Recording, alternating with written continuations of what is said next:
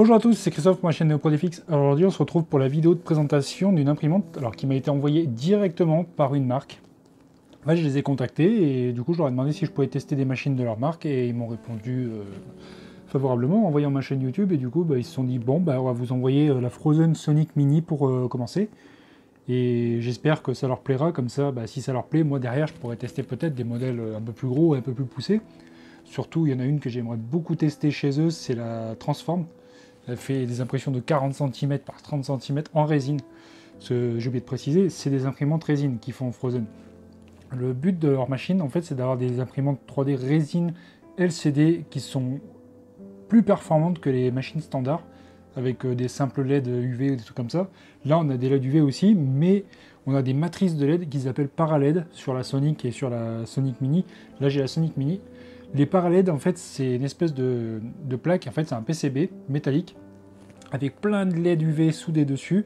Et il y a des petites bulles, en fait, qui font justement diffuser beaucoup plus la lumière, ce qui fait qu'on a quelque chose qui balance quand même pas mal d'UV d'un coup. Et deuxièmement, il y a un écran LCD mono LCD, en fait, c'est un monochrome. En fait, il n'y a que deux couleurs, en fait, c'est blanc et noir, quoi, en fait. Ce qui permet d'avoir un écran déjà qui a des contrastes beaucoup plus élevés que des écrans avec des LCD, des pixels en trois couleurs, hein, RGB, quoi. Du coup, là, ça nous permet d'avoir que deux couleurs, en fait. Là, on a du blanc. On a du blanc, c'est pas compliqué, on a du blanc. Et également, ça permet d'avoir un écran LCD qui permet de faire passer la lumière plus facilement qu'un écran LCD multicolore. Donc là, du coup, on aura un écran qui, déjà, dans le temps, va durer 2000 heures. Hein. Il précise qu'on va avoir 2000 heures de durée de vie sur un écran comme ça, ce qui est déjà supérieur à un écran LCD standard, normalement. Ensuite, on va avoir donc du coup les temps d'impression, on va pouvoir les réduire, mais vraiment En fait, le principe des Sonic chez Frozen, la Sonic Mini et la Sonic normale, le principe c'est d'avoir des temps d'exposition sur nos résines qui vont être de l'ordre de 1 à 2 secondes. 2 secondes maxi. Franchement, ils disent 2 secondes maxi sur les résines standard UV, enfin qu'on va utiliser sur les écrans LCD. L'autre avantage, c'est qu'on va pouvoir utiliser des résines qui étaient réservées sur des imprimantes normalement avec des lasers, qui avaient quelque chose qui pulsait un peu plus. Là, on va pouvoir passer des résines DLP sur ces machines-là, parce que la lumière est tellement puissante qu'au final, ça nous permet de passer toute la gamme de résines qui est prévue pour les imprimantes résine. Du coup, on va avoir quelque chose qui va permettre de diminuer vraiment les temps d'impression. Là, j'ai tranché un fichier que je vais faire dans la partie 2. En fait, je l'ai tranché pour voir sur la Creality que j'ai déjà testé sur ma chaîne, et je l'ai tranché avec les réglages prévus pour la Sonic Mini. Je suis passé de 7 heures à 3 heures. Pas tout à fait 3 heures, je suis à 2h59, un truc comme ça. Donc du coup, on divise le temps plus que par deux, parce que du coup, je suis passé à 3 heures, à 7 heures, au final, c'est quand même pas mal. Donc du coup, ce que je ferai dans la partie 2, c'est pas compliqué, je vais imprimer avec elle, et je ferai également un... En fait, je vais mettre la petite caméra, je vais faire un timelapse, et je mettrai elle et la Creality côte à côte pour voir laquelle va finir plus vite. Mais ça, c'est sûr, de toute façon, c'est celle qui va finir plus vite. Mais on verra également la qualité d'impression à la fin pour comparer ce que ça donnera. Dans cette première vidéo, dans cette première partie, je vais surtout vous présenter la machine, vous parler un petit peu de tout ça, vous présenter la boîte et tout, parce que sinon, je vais encore faire une vidéo qui dure 3 plombs. Et comme vous le savez, j'aime bien faire 2 parties au final sur mes vidéos, parce que ça me permet, dans la deuxième partie, de faire beaucoup d'impressions, tout en ayant présenté la machine dans la première partie. Ensuite, niveau logiciel de tranchage, la machine est utilisée via Shitoobox, que je vous ai déjà présenté dans la vidéo de la Creality. N'hésitez pas à regarder la vidéo de la Creality, parce qu'au final, j'ai fait une vidéo assez complète dans la partie 2 pour présenter Shitoobox, comment trancher un fichier, comment préparer tout ça. Là, du coup, au final, il va falloir juste créer un profil pour la Frozen Sonic Mini, qui est déjà disponible dans Shitoobox. Et il va falloir aussi également régler par rapport au profil de résine que vous avez utilisé. Parce que du coup, Frozen m'a envoyé 2 petits bidons de résine. Hein, c'est de la Aqua Blue, si je dis pas de bêtises. Non, Aqua Green. Là, c'est de la Aqua Green. C'est de la résine qui font... Enfin, ils produisent leur propre résine aussi, qui du coup est optimisée pour leur machine. Là, ils nous préconisent sur la notice, enfin sur la... Comment dire, la datasheet, ils nous préconisent 1,5 secondes d'exposition. 1,5 secondes, c'est quand même pas mal, quoi. C'est vraiment pas mal. Franchement, je vais tester ça et on va voir ce que ça donne. Parce que franchement, ça me fait peur de diminuer les temps d'exposition aussi bas par rapport à ce que j'ai l'habitude d'avoir sur les autres machines. Parce que sur les autres machines, je suis à 8-9 secondes quand même sur des résines. Donc là, on va voir ce que ça donne. Et je ne ferai pas que de tests de la résine Frozen. J'ai la Druk Wedge que j'avais déjà testé sur la Creality. Là, je vais la tester sur celle-là aussi, parce qu'en fait, Druk Wedge m'aura envoyé d'autres échantillons pour faire une vidéo un peu plus poussée sur leur résine pour vous la présenter. Donc du coup, je vous présenterai la Druk Wedge en même temps. Enfin, je veux dire, je vous présenterai leur résine dans une autre vidéo à part, pour vous dire mon ressenti, et que j'aurai testé sur diverses machines pour justement vous faire un avis sur cette résine-là. Parce que du coup, c'est en Europe, donc du coup, ça permet d'avoir des résines à des coûts intéressants. Voilà. Donc, je ne vais pas m'éterniser trop. Donc, comme je vous disais, ils m'ont envoyé l'équivalent d'un litre. Hein. En fait, c'est 2 bouteilles de 500. Donc, 1 kg de résine. J'ai de quoi tester pas mal de choses. Donc, voilà. Donc, avant de m'éterniser trop, je vais passer au déballage de la petite boîte pour vous montrer ce qu'il y a dedans. Et après, on va parler de la machine. Donc, du coup, je vais la mettre un petit peu sur le côté. Déjà, ce que je trouve bien, c'est que le package, il est propre. Hein. Il y a l'imprimante. Il y a le petit boîtier avec marqué Frozen et tout ça. Mais ce que je veux dire, c'est que c'est quand même assez propre. Enfin, je veux dire, ça n'arrive pas à balancer à l'arrache comme dans certaines machines que j'ai reçues. Donc du coup, on a une notice. J'ai pas fait la mini caméra sur le côté parce que du coup, elle m'a saoulé l'autre jour. Elle n'arrêtait pas de faire les autofocus. Du coup, la notice, en fait, on nous dit ce qu'il y a dans la boîte. On va voir quoi. On va nous parler des spécifications techniques. Ah oui, j'ai oublié de vous parler de la taille d'impression. Alors la taille d'impression, c'est la même que toutes les imprimantes avec un écran 2K en 5,5 pouces, c'est-à-dire qu'on va avoir 12 par 7 par, si je dis pas de bêtises, c'est 13 cm de haut sur celle-ci. Ouais, mais là c'est marqué en pouces, donc du coup j'ai pas envie de m'amuser à traduire en pouces, donc du coup ouais, c'est à peu près ça. De toute façon, ça faisait à peu près 13 cm de hauteur, donc 12 par 7, hein, c'est 6,8. Sur votre rectangle, en fait, vous avez 6,8 par 12. Et en hauteur, vous avez 13 cm sur celle-ci. En fait, on a le même volume d'écran que la Creality, comment dire, tout ce qui est fantôme, tout ça. Enfin, je veux dire, tout ce qui est les Creality, ouais, tout ce qui est... Qu'est-ce qu'il y a d'autre? Il y a la Lego Mars, tout ça. On a le même volume d'écran. Par contre, on est un peu moins haut, on est à 13 cm. Mais c'est déjà pas mal, hein, au final, 13 cm. Enfin, je veux dire, pour cette toute petite machine, qui est à 200 €. Normalement, Frozen la vendait pour 200 €. Sur leur site, elle est à 180 €, mais vu que ça vient de Chine, vous aurez peut-être des frais de douane. Donc après, voilà quoi. Mais des frais de douane sur 180 €, vous aurez peut-être, je sais pas moi, 25 ou 30 € de frais de douane quoi en plus. Ce qui fait que vous allez avoir une machine qui sera peut-être à moins de 250 €. Par contre, en Europe, elle est vendue, en général, les boutiques les vendent 300 ou 400 €, ils se privent pas. Donc faites bien attention quand vous l'achetez. Moi, je préfère payer 200 plus 30 € de frais de douane plutôt que de payer 400 € en Europe. Au final, voilà quoi, c'est vous qui voyez après. Donc, comme je disais, la notice, donc du coup, on a le calibrage test et tout ça. Ouais, bon, ça après, c'est banal, hein, je veux dire, le calibrage, tout ça, je vais vous montrer comment on le fait dans la première partie là. Il vous explique comment lancer un test d'impression. Il y a un fichier sur la clé USB, j'imagine. Le calibrage du Z, tout ça, mais je vais vous montrer comment ça marche, parce qu'au final, sur toutes les imprimantes résine, c'est à peu près pareil. Il vous parle d'utiliser de l'alcool isopropylique, ou moi j'ai le Resin Away, et l'alcool isopropylique, ça marche très bien aussi. Hein. C'est juste que c'est pas pareil que le Resin Away. Moi, le Resin Away, je la passe sous l'eau, et c'est directement propre, quoi. Donc après, on nous parle des paramètres d'impression. Ouais, on nous préconise justement les expositions de résine de 1 à 3 secondes. Hein, pour cette résine-là, on est à 1,5 secondes. C'est franchement pas mal, quoi. Voilà, donc j'ai fait le tour de la notice, il n'y a pas des masses de trucs. S'il y a deux langues en fait, il y a l'anglais et le chinois quoi. Donc après, on a le petit adaptateur secteur, donc du coup c'est un 24 volts en 1,5 ampères. Hein, surtout ne mettez pas un 12 volts, c'est du 24 volts. Et en prise Europe. Hein. On va avoir, alors on a des petites vis, je pense que c'est des vis de rechange ça. Alors que je regarde vite fait. On a des patins en caoutchouc qui vont venir se fixer dessus parce que la machine quand elle arrive en fait elle les a pas les patins en caoutchouc, ils sont pas fixés directement dessus, du coup c'est sur le plastique. Ça touche directement le plastique, enfin c'est directement sur la table quoi. On a une clé USB 2.0 en 8 Go. On a la clé Allen qui va permettre de faire le réglage du plateau. Je regarderai à quoi servent les vis de rechange, là je pense que c'est peut-être pour la surface d'impression. Alors ça c'était la poche pour l'adaptateur secteur parce que j'avais déjà regardé ce qu'il y avait dedans. On nous a mis des gants. Alors les gants ils sont quand même assez épais, je pense qu'ils peuvent resservir si on les enlève proprement. Sinon après vous achetez des boîtes de gants, hein. Vous achetez ça chez Action ou des trucs comme ça, vous avez des boîtes de gants. Il y a également les chiffons microfibres chez Action que je vous recommande d'acheter. Ça permet de nettoyer le le FEP au fond du VAT. En fait, le FEP, il ne faut pas mettre de sopalin ou quoi que ce soit dessus, sinon vous allez le rayer. Donc prenez un microfibre vraiment doux pour éviter de tout esquinter. On a une spatule qui est aiguisée. Au moins, eux, ils aiguisent les spatules hein, pour pouvoir passer dessous. Alors par contre, c'est pareil, la spatule, vous en avez toujours deux dans les boîtiers, dans les cartons. Quand ils font ça bien, vous en avez toujours deux. Vous en avez une en plastique et une en métal. Celle en plastique, c'est pour racler le fond. Celle en métal, c'est pour la surface d'impression. Surtout, ne mettez pas celle en métal sur le FEP parce que vous allez le bousiller. Vous allez complètement le bousiller. Alors du coup, comme je vous ai montré, il y a la petite spatule en métal, la spatule en plastique du coup.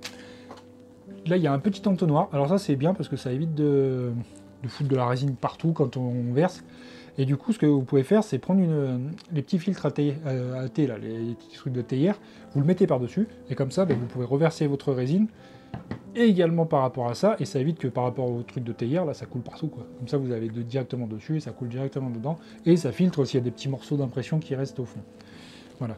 Donc, la dernière chose que je vais vous parler, c'est la surface de travail. Je vais juste pousser le carton, là, pour pas m'encombrer. Donc, c'est pas grave. Donc du coup, la surface d'impression qui est poncée, ça c'est génial, je vous en ai déjà parlé dans une autre vidéo d'imprimante SLA.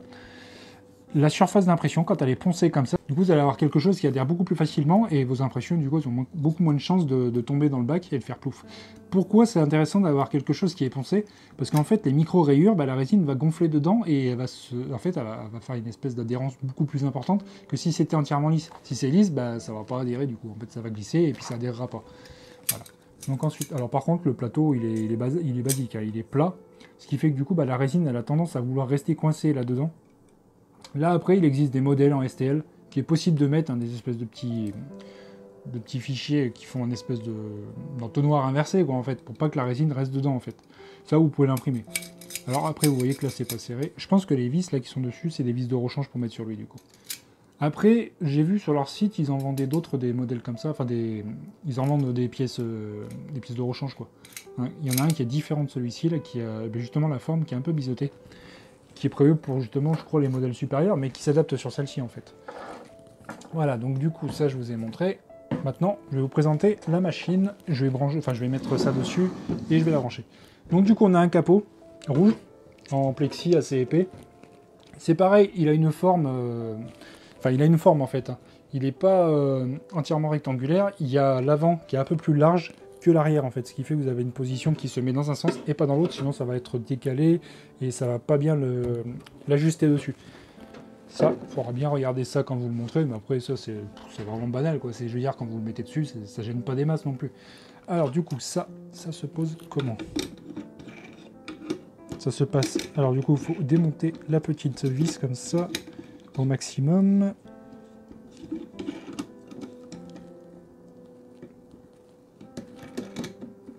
Après ça se met comme ça, on le serre, et puis après ça on le serrera pendant qu'on fera le calibrage.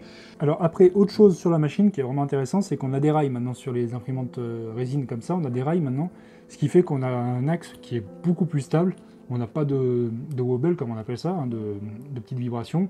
Quand on avait des tiges à l'ancienne, ou on avait des espèces de roulements à billes, là, on a vraiment quelque chose qui... Là, c'est robuste, ça bouge pas. Bon, là, ce qui bouge, c'est la machine sur la table, mais c'est normal, c'est parce que j'ai pas encore mis les patins.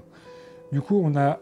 Pareil, on a la petite noix dessous, là, sur la tige, mais on a également, en fait, on a un petit écrou avec un ressort qui se met par-dessus, et c'est un anti-backlash, ça s'appelle. Ça évite que, justement, la petite noix fasse des petites vibrations comme ça, avec le petit contre-écrou derrière, là, en fait, là, ça le stabilise sur l'axe, et l'axe ne bouge pas. Hein, ça permet ça. Alors après, on a le end-stop qui est à l'intérieur. Le FEP et le VAT, je vais vous montrer ça vite fait. Alors du coup, les vis, il faut carrément les enlever directement. Alors ça, c'est pareil, c'est dommage par contre, parce que si jamais vous les faites tomber dedans, il va falloir les renettoyer. Et bon, voilà quoi. Donc faites attention quand vous les démontez. Hein. Et essayez de bien les attraper et de les poser à côté, et pas de les faire tomber dans le bac de résine. Alors, le bac à résine, il a des petites espèces de petits ergots sur le côté, là, pour l'attraper. Ça permet de l'attraper plus facilement.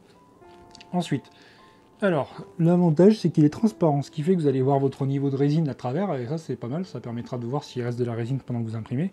Hein, si vous n'avez vraiment pas un visu correct, ça vous permettra de voir à travers. Bon, après, il est en plastique, mais il y a quand même dessous la plaque, elle est en métal, avec laquelle est fixé le VAT. Enfin, le FEP. Le FEP, il a l'air pas trop mal. Il y a des petites traces de doigts dessus, on dirait qu'il a déjà été utilisé, ou je sais pas ce qu'ils ont fait dessus, mais... Comme je vous disais, donc du coup, petit microfibre. Ah bah nickel, ça s'enlève, c'était des traces de doigts en fait. Je pense qu'ils ont dû faire des traces de doigts quand ils l'ont monté. Mais moi, je nettoie toujours, parce que les traces de doigts, bah, ça fait des traces de graisse, et puis du coup, bah, quand quand ça imprime, bah, ça fait un défaut, quoi. Surtout quand c'est en dessous. Voilà, donc après, le VAT, il est banal. Pareil, ne jamais poser votre VAT à plat comme ça sur une surface qui pourrait l'endommager. Hein. Essayez toujours de le poser soit allongé comme ça, soit s'il est plein de résine, bah, vous le posez sur un chiffon microfibre comme ça, mais doux, quoi. Vous le posez pas à plat sur la table. Vous voyez là, il touche pas la table, comme ça risque pas de l'endommager. Parce que ça, c'est vraiment fragile et ça serait chiant de le changer tous les 4 matins. Donc là, ils n'en ont pas filé un de rechange. Après, pour les FEP, ce que je vous recommande, c'est d'aller sur la boutique FEP Shop. C'est en Europe, c'est pareil, c'est aux Pays-Bas, je crois, si je dis pas de bêtises. Et moi, j'en commande des paquets de 5. C'est du 127 HD que je prends, qui est très bien. Franchement, ils sont très bien. Ils arrivent assez vite. J'en mets sur toutes mes machines, parce qu'au final, bah, il a très peu d'adhérence. Il est vraiment nickel pour toutes les résines, ce qui veut dire que vous avez des résines qui passent très bien sur celui-ci, alors que, par exemple, j'avais l'Alpha Voice W10, j'avais la résine d'origine qui ne passait pas sur celui d'origine. J'ai mis le FEP Shop que j'ai acheté dessus, la résine passe nickel, ça n'adhère plus. Ça se détache et puis c'est nickel, quoi. Donc après, on a l'écran LCD. C'est pareil, ne mettez pas vos doigts dessus pour pas faire des traces de graisse. Voilà, c'est la surface qui reflète dessus. Donc du coup, ce qu'on va faire maintenant, c'est qu'on va allumer la machine. Je vais vous présenter l'écran vite fait, et puis voilà, je vais vous donner mon ressenti sur cette machine-là. Et après, bah, je vous ferai la partie 2, parce que je vais pas trop m'éterniser sinon, parce que dans la partie 2, en fait, il va falloir que je vous montre le tranchage du fichier, les impressions, et comme je vous avais dit, je vais faire une sorte de versus pour comparer avec mes autres machines LCD pour voir ce que ça donne. Voilà. Donc à tout de suite pour la présentation de l'écran. Allez, c'est parti, on va allumer la machine. Alors on va avoir besoin de quelques petites choses. On va avoir besoin de la clé USB pour regarder s'il y a un fichier DC dessus. On va avoir besoin de la clé Allen qui est fournie avec. Et on va avoir besoin d'une feuille de papier. Alors vous la découpez en rectangle, hein, et puis ça suffira largement pour faire le leveling. C'est ce que je fais à chaque fois sur toutes mes machines. En général, sur certaines machines, quand elles arrivent, des fois elles ont un film encore plastique pour protéger l'écran LCD. Là, il n'y en a pas. Mais en gros, ça fait à peu près l'épaisseur d'une feuille de papier. Vous mettez ça et normalement c'est nickel. Donc là, on va procéder au calibrage. Donc on va régler ça. Je vais vous présenter un petit peu ce qui se passe sur l'écran. Profitez-en aussi, avant de faire tout ça, de poser les petits pads en caoutchouc sur la machine. Là, je viens de les mettre et franchement, la machine, elle a du mal à bouger là. En fait, elle est bien stabilisée, c'est cool par contre. Enfin, je veux dire, ça bouge pas, c'est posé, quoi. Donc on va l'allumer. On va avoir le petit speech Frozen qui va s'afficher à l'écran. Tac. On va avoir le petit menu d'affichage qui va arriver. Donc on a print, hein, ça c'est si on met une clé USB, on va avoir la clé USB qui va s'afficher ici avec les petits aperçus des fichiers. On va avoir le menu info avec le site de Frozen, leur page Facebook, et parce qu'ils ont une page aussi, hein, qui permet de, justement, si vous avez besoin de SAV ou quoi que ce soit, bah, vous pouvez aller directement regarder dessus. Ça vous permettra d'avoir plus d'informations. Enfin, je veux dire, il y a un groupe qui permet de, justement, si vous avez des problèmes ou quoi que ce soit, bah, et c'est assez actif en plus, c'est pas mal, quoi. Ça permet d'avoir des informations, même des aides, hein, sur des personnes qui sont dans la communauté qui ont envie d'aider les autres. Après, on va avoir Tools, c'est ça qui va nous servir dans un premier temps. Alors déjà, la première chose que je vais vous conseiller de faire, c'est d'appuyer sur le bouton LCD Test. Pourquoi appuyer sur LCD Test? Tout simplement pour vérifier si votre écran fonctionne. Parce que s'il ne fonctionne pas, ça ne sert à rien d'aller plus loin, ça ne servira à rien. Hein, c'est logique. Donc on va appuyer sur LCD Test, tac, il va se lancer. Là, on va bien regarder. Donc du coup, on a bien les LED UV qui fonctionnent. Tout marche nickel, donc c'est pas mal. Voilà. Donc ça, c'est bon, on a vu ça. Après, il y a autre chose à faire. Donc du coup, on va faire, déjà, on va regarder si les axes fonctionnent bien. On va se mettre sur 10. J'en ai tout en haut, on va essayer de descendre un cran. Voilà, c'est pas mal. Donc du coup, on a pu voir que ça fonctionne, ça. Donc du coup, ce qu'on va faire maintenant, c'est qu'on va faire un Z calibre. Alors pour faire un Z calibrage, donc là, hop, on va dire, enfin, qu'est-ce qu'il nous dit? Il faut enlever le réservoir. Il faut prendre une pièce de papier, bon, du coup, bah, ils vous le disent directement, desserrer les 4 vis. Donc du coup, vous posez votre feuille de papier, en faisant bien gaffe de ne pas foutre des traces de doigts partout. J'aurais dû le couper un peu plus grand, mais c'est pas grave, ça y va. Voilà, vous faites ça, vous faites Next. Là, vous attendez que ça descende.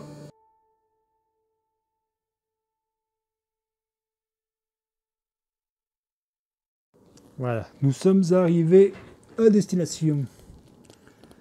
prend un petit peu de temps. Alors du coup, ce que vous faites, par contre, vous appuyez pas comme des sagouins, hein. Vous appuyez tout doucement. Vous le maintenez tout doucement.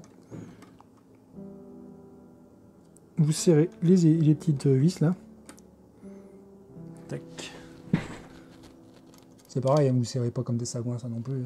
Juste que ça se desserre pas, quoi, c'est tout. Voilà. Donc ça, c'est bon.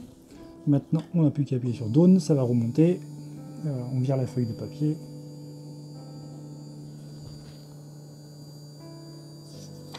Tac, voilà, donc ça c'est nickel. Après, ce qu'on va faire, on va attendre que ça remonte.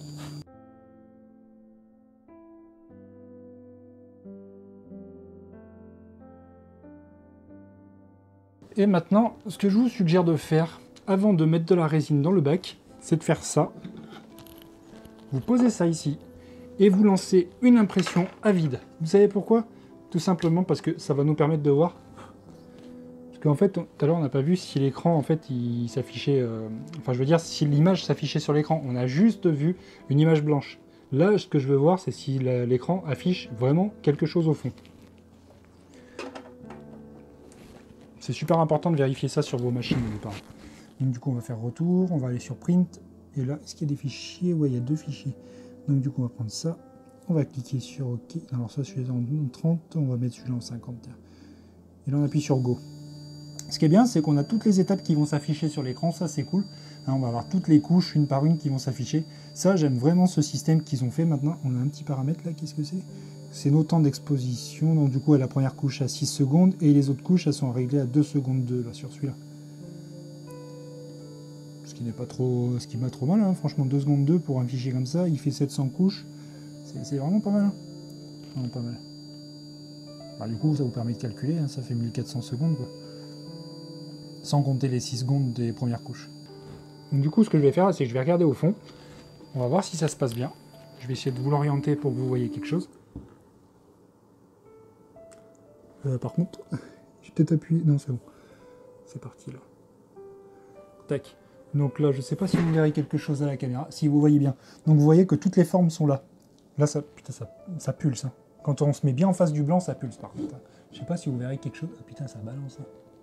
Par rapport aux autres LED, franchement, je peux vous dire, les autres LED, je peux les regarder normalement. Enfin, je peux mettre la tête à peu près au-dessus. Là, je ne mets pas la tête au-dessus. Là, je n'en ai clairement pas. Là, c'est... Putain, ça balance.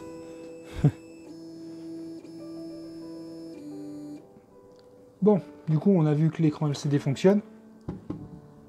Donc du coup, bah, on peut mettre stop. Là, on met stop. Et du coup, bah, maintenant, on va pouvoir mettre de la résine et puis imprimer pour de vrai, quoi. Alors par contre, la lumière UV, évitez de vous la foutre en pleine gueule aussi. Hein, c'est pas fait pour. Hein, mettez des lunettes ou quoi que ce soit, des lunettes de protection si jamais vous voulez regarder au-dessus parce que vous allez vous flinguer les yeux. C'est pas du tout fait pour. Là, les parallèles, ça envoie. Voilà. Ah si, j'ai oublié de vous préciser une petite chose. En fait, ce qui est bien, c'est qu'on a le petit cran ici pour mettre la surface d'impression, mais on a quand même 2 petits ergots, ce qui permet que justement la surface d'impression ne bouge plus. Ça, c'était la question que je me posais. Au final, bah, je viens de les voir, les petits ergots, là, j'avais pas fait gaffe tout à l'heure.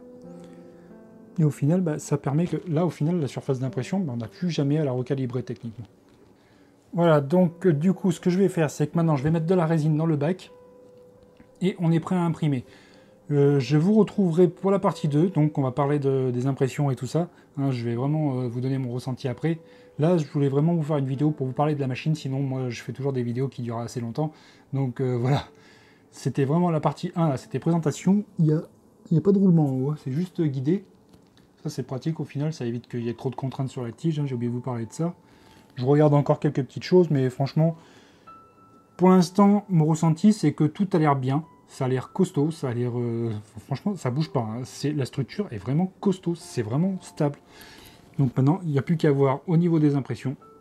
C'est pour ça qu'il faut que je fasse une partie 2, parce que je vais faire plusieurs tests de réglage et tout ça. Je vais réduire l'exposition au minimum possible, genre si je peux descendre à 1 seconde par couche, ça serait vraiment énorme. Parce qu'il y a leur résine, mais je vais tester sur mes résines que j'ai déjà. Hein, j'ai des résines qui sont dites rapides, on verra ce qu'on peut descendre comme hauteur de couche, enfin comme temps d'exposition. Et justement, comme hauteur de couche aussi, ça peut être sympa. Parce que j'imprime en 0,5 en général, mais en 0,3, du coup, ça multiplie. Et du coup, bah, là, on va peut-être pouvoir descendre un peu plus. Ça va être sympa, je pense. Donc voilà. Donc, à bientôt pour la partie 2. Je vais la faire dans les quelques jours qui viennent. Là, voilà. N'hésitez pas à vous abonner à la chaîne, liker, partager, enfin faites tout ce que vous avez à faire. Moi ça m'aide et ça me permet justement d'avoir des marques qui me reconnaissent aujourd'hui et qui me permettent de tester des machines. Donc voilà. À bientôt!